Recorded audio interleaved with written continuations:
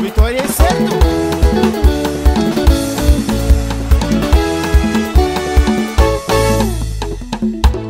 Viva, viva, viva DCP. En Guinée, deux anciens premiers ministres, Domingo Simoes Pereira et Umaro Sissoko Embalo, s'affrontent au second tour de la présidentielle le 29 décembre. Deux produits du système vont donc se disputer la succession du président José Mario Vaz, qui n'a pas franchi le cap du premier tour. Sur les deux candidats en lice pour un second tour, Idriss Fall a joint sur place Domingo Simoes Pereira, arrivé en tête au premier tour.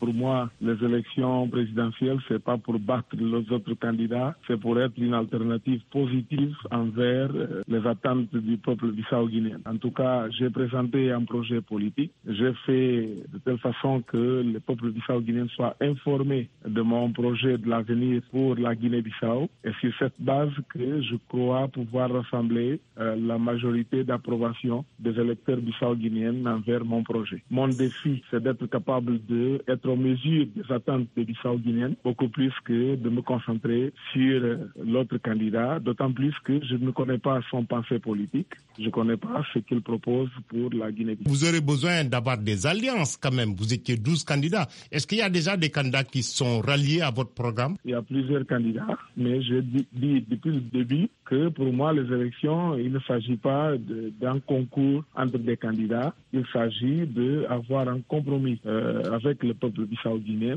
et c'est sur ça que je base la stratégie de ma candidature. Une fois que vous êtes élu, quel sera le premier et le plus grand défi auquel vous pensez que votre pays devra faire face? Sans aucun doute. Mon premier défi est d'adresser un message fort au peuple bissau-guinéen, un message qui rassure les uns et les autres, que je veux être un président de la République pour tout le peuple bissau-guinéen. Il y a un message de confiance, d'espoir, de convocation à tout l'ensemble de la population bissau-guinéenne, qu'on doit être capable de bâtir un pays qui donne à tous ses citoyens l'opportunité de réaliser leurs rêves et leurs chances.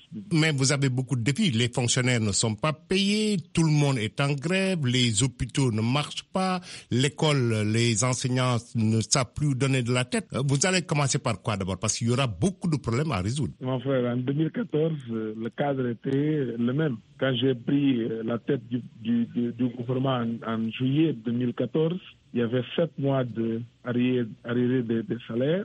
Il n'y avait pas d'école, il y avait une menace d'Ebola, l'électricité ne marchait plus, donc en juillet 2014. En 7 mois, on a réglé tous les arriérés, on a mis l'électricité 24 sur 24 dans la capitale et on l'a amené à 28 autres localités de l'intérieur du pays qui ne l'avaient pas connu depuis l'indépendance. Donc, je pense que j'ai un bilan qui parle pour moi. Les Bissau-Guinéens connaissent ce bilan. Et je pense qu'une fois à la présidence de la République, je serai en condition d'ouvrir avec le gouvernement pour qu'on mette ça à l'avantage de la population bissau-guinéenne. Domingo Simoes Pereira, candidat à la présidence de la Guinée-Bissau. Chuma, chuma.